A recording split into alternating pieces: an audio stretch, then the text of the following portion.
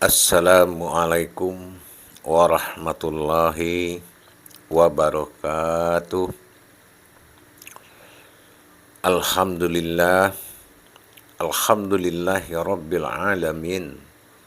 Assalatu wassalamu ala asrafil anbiya'i wal mursalin Sayyidina wa maulana Muhammadin. Ashhadu an la ilaha illallah hul malikul haqqul mubin wa ashhadu anna Muhammadan abduhu wa rasuluh syadikul wa'adal amin. Allahumma salli wa sallim wa barik wa karim azan nabiyil karim.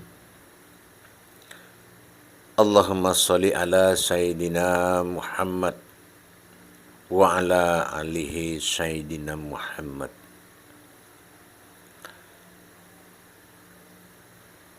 Qala Allahu ta'ala wal Qur'anil karim. Bismillahirrahmanirrahim.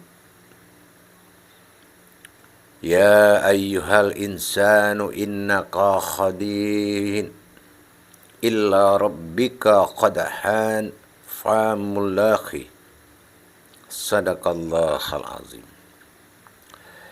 Bersyukur kita kepada Allah dengan segala limpahan karunia rahmah dan hidayahnya, serta dengan ridho dan izinnya jugalah kita dapat menjalankan segala amal ibadah lahir dan batin, dunia dan akhirat.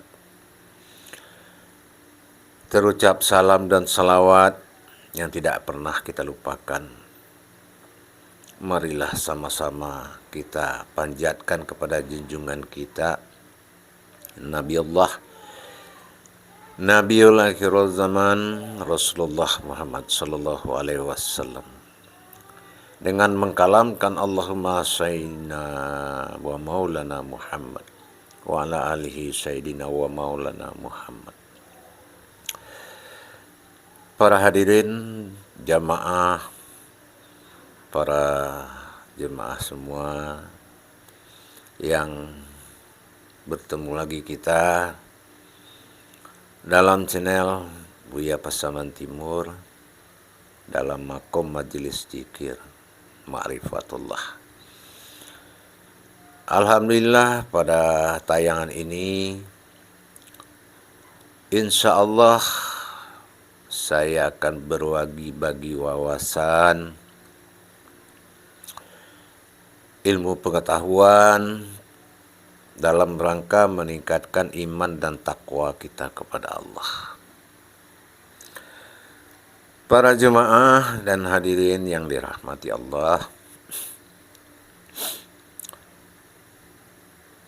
untuk tayangan ini saya akan memberikan sebuah judul daripada tausiah saya yang sangat penting,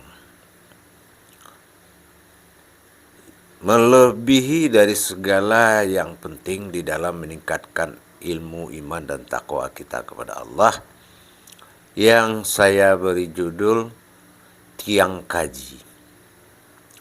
Tiang Kaji. Nah, di sini kalau tiang agama itu adalah sholat, dalam hukum hakikat ada tiang kaji, yaitu dinamakan tiang kaji adalah sebuah penentu dalam menjalankan amalan. Kalau sudah bersifat penentu, maka semua yang diamalkan itu akan terjadi dan dikabulkan oleh Allah Subhanahu wa ta'ala. Tapi kalau penentu atau tiang kaji ini belum ada di diri kita, maka seseorang tidak akan menikmati dan tidak akan bisa mendapatkan kenyataan daripada ibadah yang dilakukan. Itulah yang dikatakan suatu kepentingan. Sering atau mungkin selalu terjadi, ya dijadikanlah sebuah rahasia bagi sebagian orang. Apa itu? Yaitu nyata atau tidak nyatanya yang diamalkan itu adalah suatu tujuan akhir daripada setiap kita yang menjalankan sebuah ibadah, sebuah wasilah kepada Allah dengan mengamalkan kajian yang diberikan oleh seorang guru kita. Ternyata dalam perjalanan kaji ini mantap dalam pikiran dan cerita, tapi rancu atau bimbang dalam menjalankan. Boleh juga dikatakan bimbang ini sebagai unsur kadang bisa, kadang tidak, kadang berasa, kadang tidak, kadang ingat, kadang lupa. Ada masalah sedikit, kaji lupa. Harusnya kaji sudah jadi ilmu, bisa lupa. Apa yang dituju lebih besar godaan daripada nikmat yang dicari. Nah, ini faktor-faktornya adalah yaitu tiang kaji yang belum berdiri di diri kita. Pokok sandaran sebuah kaji, bersandar ma'rifat, bersandar niat, bersandar kodrat, sandaran daripada sebuah amalan atau ibadah, ini adalah tiang yang sangat menentukan. Kita menuntut ilmu kepada guru-guru. Setelah kita coba dalam sholat, kadang-kadang masih bermain akal, bermain nafsu kita, bermain hayalan kita, tidak kodrat yang sebenarnya. Sebelum saya membuka apa tiang kaji yang ada di dalam diri itu yang menjamin kaji ini bisa berjalan, amalan itu bisa berjalan, kusuk itu bisa berjalan, ma'rifat itu bisa terbuka. Nah, kita akan mengambil sebuah percontohan bagaimana Rasulullah menerima wahyu dari Allah. Nah, gitu. Wahyu apa yang diterima Rasulullah sampai beliau bisa menjalankan bertafakur di Gua Hira, bertafakur dalam setiap saat. Beliau bisa mencapai pertemuan dengan Allah. Apa yang dibekali Allah kepada Rasulullah Sallallahu Alaihi Wasallam sehingga Rasulullah ini bisa menemui Allah kapan saja, bahkan sudah menjadi jiwa dan raganya. Bahkan dianggap Rasulullah ini adalah sebagai ruhul azoma, bahkan dijadikan sebagai kekuatan yang semua asal dijadikan Allah. Semua ruh itu dari nurnya Rasulullah. Nah, jadi kenapa Rasulullah ini bisa menjalankan rahasia-rahasia mulai riyadhah, mujahadahnya, sampai muhasabahnya, mukhabalahnya, musahadah, sampai mukasyafah.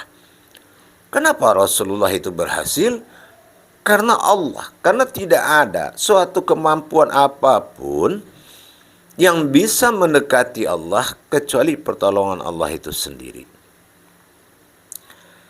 Nah, yaitu apa? Seperti yang pernah saya sampaikan. Untuk memahami ilmu ibadah kepada Allah butuh wahyu. Ya, seperti yang saya sampaikan pernah kita lihat, yaitu di surat Al-Baqarah ayat 269, bahwasanya sebelum manusia itu dikehendaki oleh Allah akan faham akan makna, faham akan sunnah, faham akan hajat, paham akan ilmu, sebelum dikasih paham oleh Allah, tidak akan pernah mengerti dengan apa yang dikerjakan.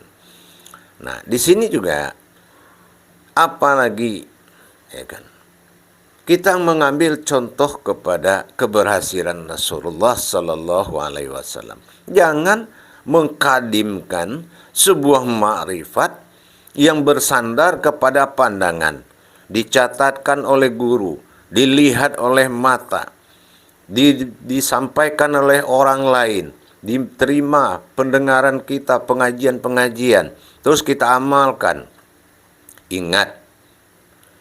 Ingat para jemaah, semuanya ada akad kajinya. Ada akad kajinya, bukan sembarangan. Kita lihat surat Al-Isra ayat 36. Wala tafu ma laisa lika bihi ilmi.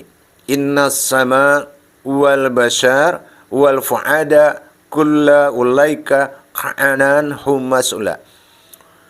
Janganlah kamu, kata Allah, mengikuti sesuatu yang kamu tidak mempunyai ilmu atau pengetahuan tentang itu. Artinya apa? Karena akan diminta pertanggungjawaban wal basyara wal fuada wa kullu ulaika maqananhu mas'ula. Ditanya nanti pandangan kita yang bermakrifat. Allah tanya, wahai basar, apa memang kamu melihat yang dizikirkan itu? Contohnya ya nuru. Apa memang mata kita yang ditanya? Sifat dia, basar dia yang dia tanya. Ternyata basar bilang tidak. Karena kenyataan basar yang Allah yang harus melihat.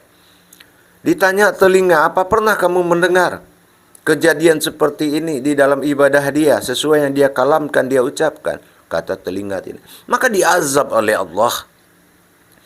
Pandangan mendusta, penglihatan pendusta, pendengaran berdusta. Kalau kita ditanya, mending kita bisa jawab. Kalau sifat Allah yang ditanya oleh Allah, itu kenyataan yang butuh kebenaran. Nah, disinilah kita tidak boleh mengamalkan apa yang kaji ini datangnya dari penglihatan kita, dari pendengaran kita, dari perkataan orang, segala macam. Kita harus mendapat tafrid, yaitu mengalami kajian itu di dalam masa tafakur kita. Nah ini, jadi kembali kita melihat kenapa apa Rasulullah yang dibekali oleh Allah sampai mulai masa latihan, meriadah, mujahadah, semua sampai pertemuannya dengan Allah terjadi. Nah, berarti Allah bekali Rasulullah, yaitu wahyu.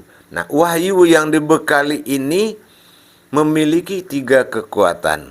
Nah, apalah itu kekuatan tadi? Makanya dikatakan Allah memberikan pertama kepada Rasulullah itu fi'ili, yaitu syafaat untuk menghalalkan perbuatannya. Nah, yang kedua qauli, apa yang dia ucapkan telah disahkan oleh Allah. Yang ketiga tahriri, Allah tetapkan kemampuan di diri dia. Itulah 3 kekuatan tadi Allah berikan kemampuan. Kenapa? Karena Allah memberikan wahyu kepada Rasulullah Sallallahu Alaihi Wasallam untuk mendapatkan hak mengkalamkan Al-Quran. Nah, disinilah. Jadi kalau untuk mendapatkan sebuah kaji, kita harus mendapatkan kodrat kaji itu. Nah, jadi kalau kita sudah mendapatkan kodrat kaji, maka kodrat-kodrat yang lain yang membuat seseorang mendapatkan suatu masalah, sebetulnya persoalannya di kodrat kaji atau tiang kaji tadi. Kodrat diri, itulah tiang kaji. Kodrat diri yang mana yang akan bisa menjadi tiang kaji. Nah, kita mengamalkan ma'rifatullah, mengamalkan kajian daripada tarekat, kita amalkan kajian tasawuf, kita amalkan kajian tasawuf, kita tauhid, kita kaji semua Jabariyah. Tapi para hadirin jamaah, tapi kalau kodrat diri itu tingkat manusiawinya masih tinggi dan kodrat-kodrat indrawinya masih akal, masih nafsu, dan kodrat diri ini masih lemah, lahutnya lemah, apapun tidak akan pernah kadim di diri kita. Makanya sering kita dikala ngaji serius, dikala mengamalkan serius. Begitu keluar dari rumah, kaji tinggal dikaji, kenyataan lain tinggal di kenyataan lain. Tidak pernah kaji ini menyatu. Kenapa? Karena kaji kita sudah diatur waktu, diatur kesempatan, diatur oleh kemampuan diri, tidak berjalan menurut kekuatan diri untuk mencapai sebuah kekuatan kaji. Jadi bukan faktor atau penyebab kita lamban atau lalai atau lemah, tetapi faktor diri yang tidak berdaya. Daya inilah, daya diri inilah yang harus kita tingkatkan dengan mendirikan tiang kaji, yaitu sandaran diri yang sangat kuat. Nah, di sini para hadirin, para jemaah sekalian, sangat pentingnya kemampuan diri dalam menjalankan kaji. Nah, ya. Jadi kalau sudah kemampuan diri ini benar-benar sudah mendapatkan diri yang sebagai tiang kaji tadi, maka tidak ada kesulitan di dalam mengamalkan. Nah, kalau enggak, nanti akan berdampak kepada jadi-jadian.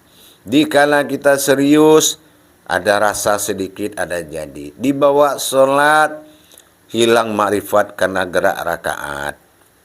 Kenapa tidak berkuasa diri tadi? Rabbinas, kenapa Allah tidak bisa menguasai diri kita?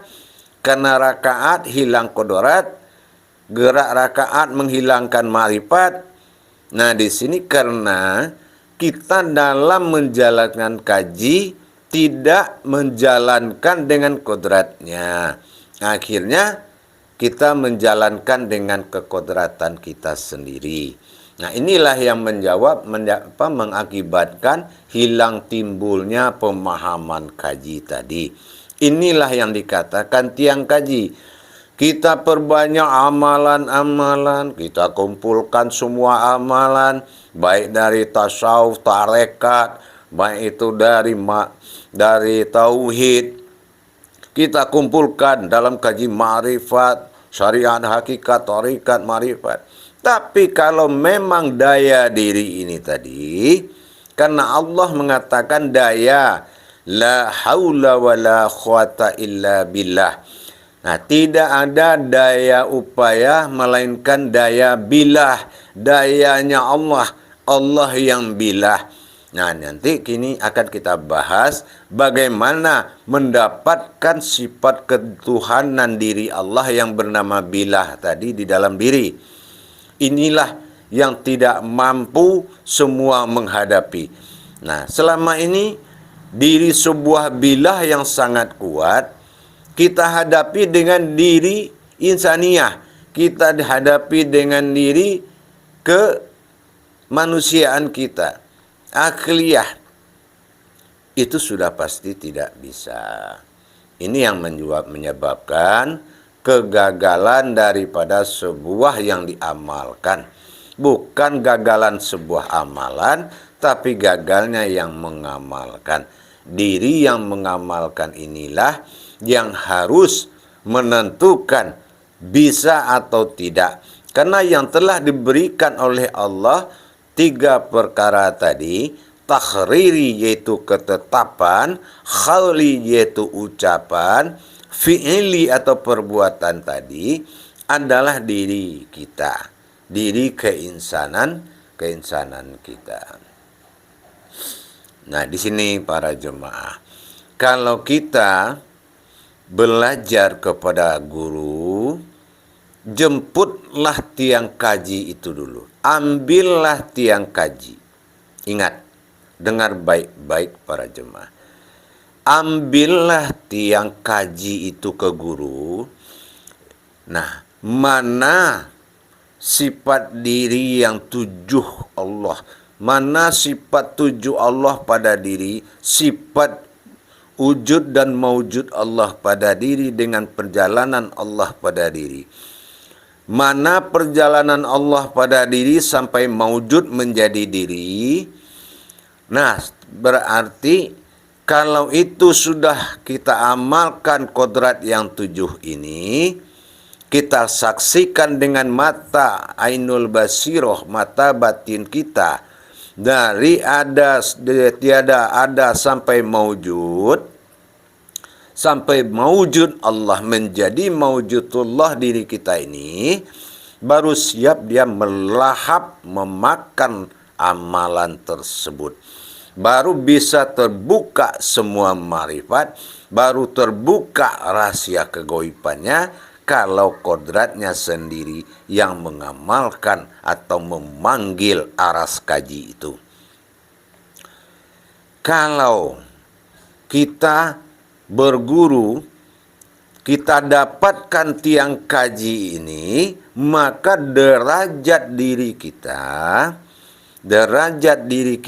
derajat insan kita akan naik. Derajat insan kita dari insan menjadi insan kamil, naik derajat lagi insan kamilul kamil, naik lagi derajat diri kita menjadi insan kamil muzamil. Sudah bisa menangis dalam merindukan Allah, sudah muzamil insan. Nah, akan naik dan berkembang derajat diri kita dengan kita mendapatkan yaitu hidayah dari mengamalkan tujuh perjalanan besar Allah dalam diri, dari tiada menjadi ada sampai maujud pada sifat zahirnya, dan dialah segalanya. Kalau sudah mendapatkan diri sifat Allah pada diri kita, maka derajat diri kita akan naik tinggi, besar, bertahta di mata Allah. Apa yang kita ucapkan akan terjadi, apa yang kita lakukan dan gerakkan akan terjadi, dan apa yang kita tetapkan itu akan jadi. Inilah takhriri khali dan fikilinya. Jadi kekuatan wahyu dirinya Allah tadi, tujuh sifat perjalanan Allah dalam diri direnungkan dalam tafakur, melihat kita dari kosong sampai maujud dengan tujuh kejadian perjalanan sifat-sifat Allah, maka insya Allah kita sudah mendapatkan diri keinsanan Allah di muka bumi ini. Karena ini adalah masa-masa Allah melalui tujuh masa kodrat sampai menjadi kita, barulah bisa diri kita mengamalkan apa yang akan kita jalankan. Ini adalah kodratnya diri. Makanya sangat penting sekali kalau tiang kaji ini. Kalau ini tidak terjadi, apapun yang kita amalkan tidak akan pernah terjadi. Yang ada hanya bayang-bayangan, getaran-getaran, lahut-lahut. Ya begitu sajalah. Yang kita tetap aja jadi orang biasa. Nasib kita tetap aja syariat. Kajian sudah marifat, tapi nasib masih syariat. Kenapa? Kenyataan kodrat itu tidak berubah. Coba, katanya Rasulullah, kalau kita kejar akhirat, dunia ini ikut. Nah, kalau kita sudah meningkatkan pengetahuan kaji sampai ke ma'rifat, ternyata hidup kita syariat aja tidak bisa kita amankan. Begitu. Kenapa? Karena kodrat diri itu masih kodrat seorang manusiawi. Tidak mendapatkan kodratnya Allah. Kalau hidup kita dengan 7 masa yang dilalui Allah sampai masuk ke masa insannya, sudah kita mengerti cara menjalankan, diberikan oleh guru, diamalkan 7 masa Allah dalam diri tadi, yang menjadi 7 tiang kaji tadi, menjadi sosok diri Allah, masa insan Allah di dunia, bukan insan berdiri sendiri, Allah berdiri sendiri, maka nyatalah keinsanannya di dunia ini. Kalau keinsanan Allah yang menjalankan dunia ini, nyata dalam hukum syahadat, tauhidnya, tafrid dan tajridnya. Nyata kita telah berhubungan dengan kajian itu, nyata dalam pandangan terjadinya dalam masa fana, sampai 7 proses itu menjadi maujud, sampai menuju masa maujudnya, melalui masa pertama adalah masa ahadiyahnya, masa wahadiyahnya, wahdidatnya, masa arwahnya, masa misa, adsam dan insannya. Bagaimana proses perjalanan disaksikan oleh diri kita, disaksikan dan maujud, dia menjadi sebuah diri, dan yang maujudlah Allah. Wujud Allah dan maujudnya Rasulullah dalam wujud Muhammad. Kalau memang sudah maujud diri Allah pada diri kita, diri sifatnya sudah hidup dan bergerak di diri kita, maka nyatalah kemampuan sebuah diri itu bisa melahap segala kajian yang akan dibahas. Begitu kita jalankan kaji, langsunglah kaji itu terbuka ijabnya kepada Allah, terbuka batasannya, langsung terlihat nyata. Karena Allah katakan, kalau dari diri penghulu kaji, kalau memang tiang kaji 7 perjalanan Allah pada diri ini sudah nyata dalam pandangan tafakurmu, di Insyikok ayat 6 dalam Al-Quran, Allah telah menjanjikan kepada kita bahwasanya ya ayyuhal insanu innaka qadihin illa rabbika qadhan famulakhi. Artinya, sesungguhnya kalau kamu benar-benar bekerja dengan dirimu dan sungguh-sungguh menemui Tuhanmu, maka pasti akan menemuinya, pasti akan bertemu.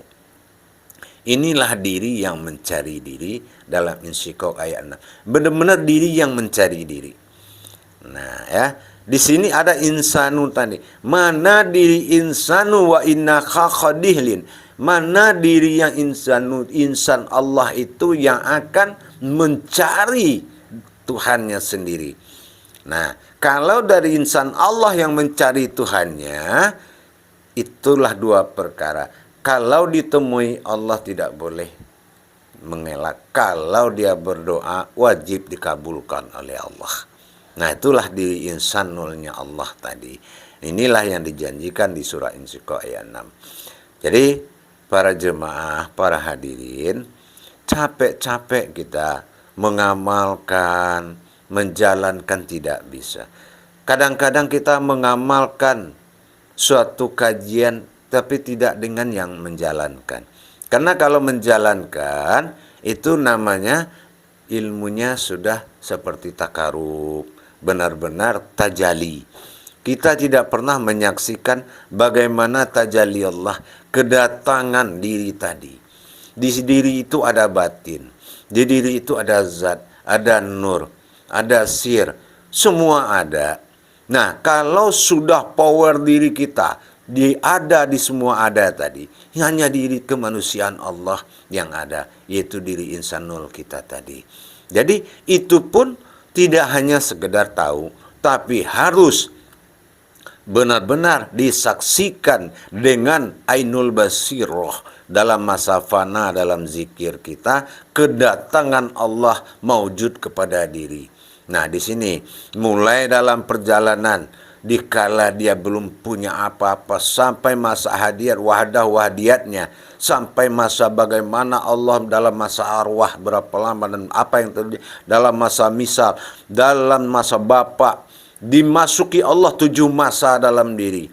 Nah, barulah dia mewujud. Sempurnalah diri mencari diri. Nah, ini nafsahu rabbahu tadi. Diriku yang bisa mencari ketuhananku. Hu.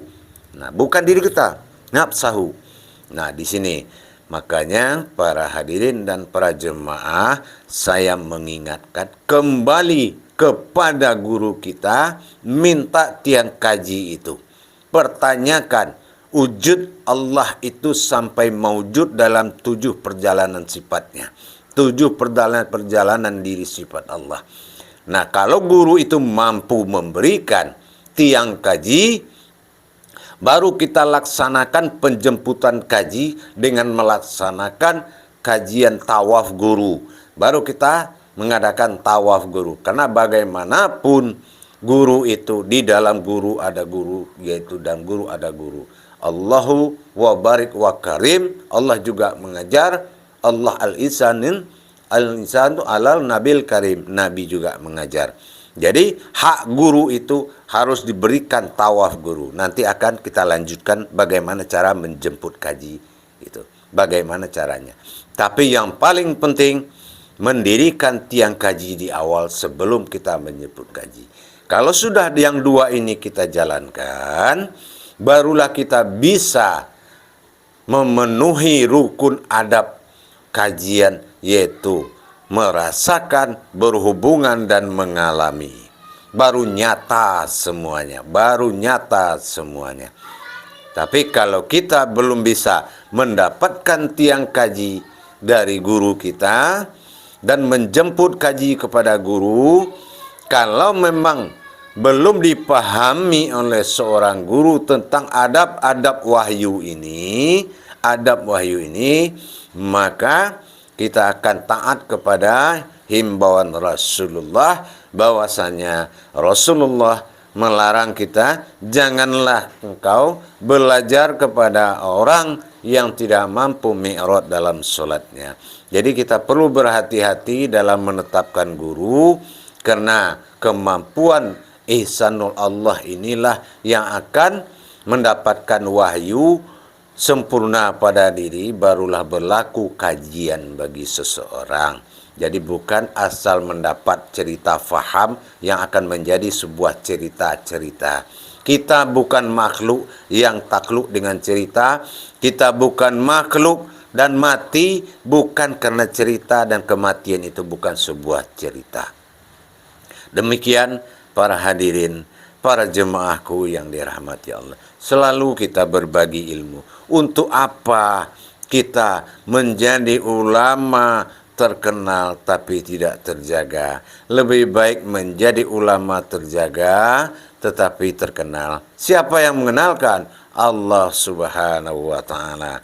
Kalau memang itu gula, semut akan datang. Tapi kalau kita garam, mau jadi gula, dikerjain semut mau datang, ini namanya menghalalkan segala cara.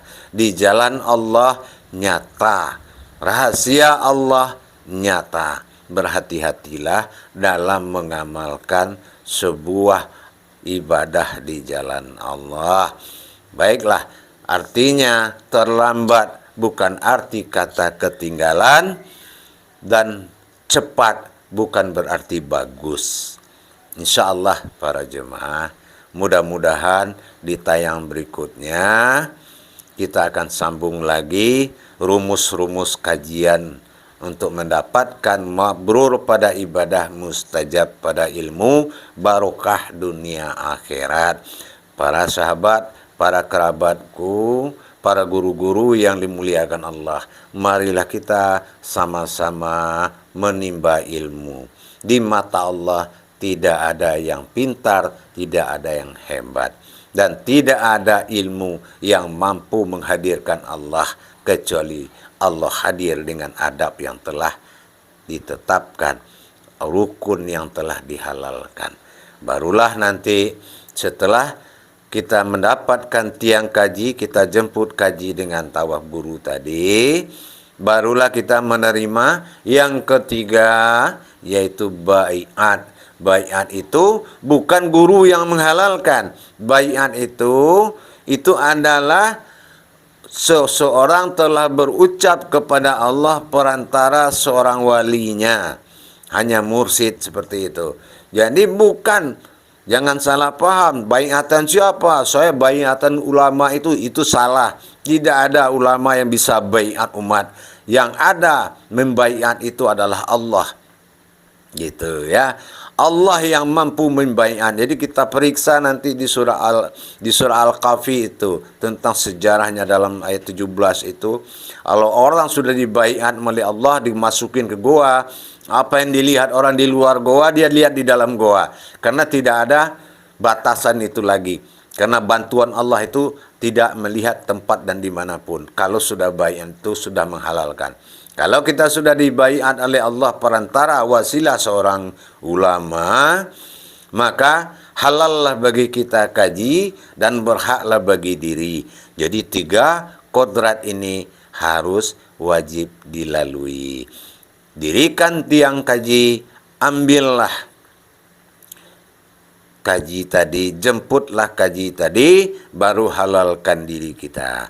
Insya Allah kedepannya, begitu kita sudah mendapatkan tingkatan amalan ibadah kita, insya Allah ikhlas dan terjadi apa yang kita amalkan.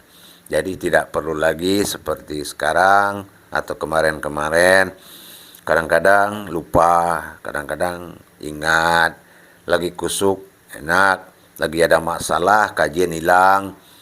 Nah, apalagi kaji sudah hakikat, tarikat, marifat. Nah, nasib tidak keluar dari syariat.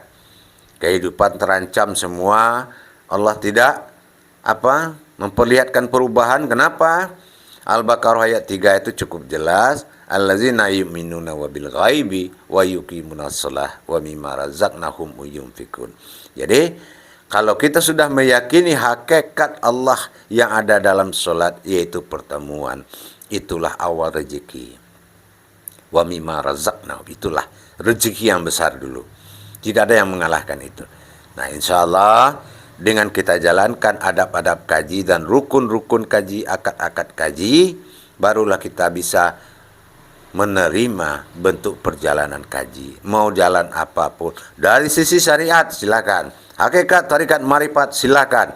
Mau tauhid, mau tasawuf, mau fikih, masuk. Semua sudah powernya Allah dalam diri. Kita sudah siap. Allah dengan petunjuk wahyu sudah di tangan. Insya Allah. Baiklah para hadirin dan para jamaah, untuk tayangan ini saya sampai di sini dulu. Ikutilah selalu dan berikanlah komentar-komentar dan pertanyaan-pertanyaan dan silaturahimnya di dalam kolom komentar. Dan jangan segan-segan, saya ikhlas. Bagi saya ilmu itu milik Allah, milik kita semua. Tidak ada milik siapapun, milik kita semua. Pengetahuan saya adalah pengetahuan jemaah, pengetahuan hadirin, bukan milik saya. Saya hanya sebagai wasilah dari Allah. Barakallahu ya karim, ya rahman ya rahim. Akhirul kalam. Wabillahi taufiq wal hidayah. Wassalamualaikum warahmatullahi wabarakatuh.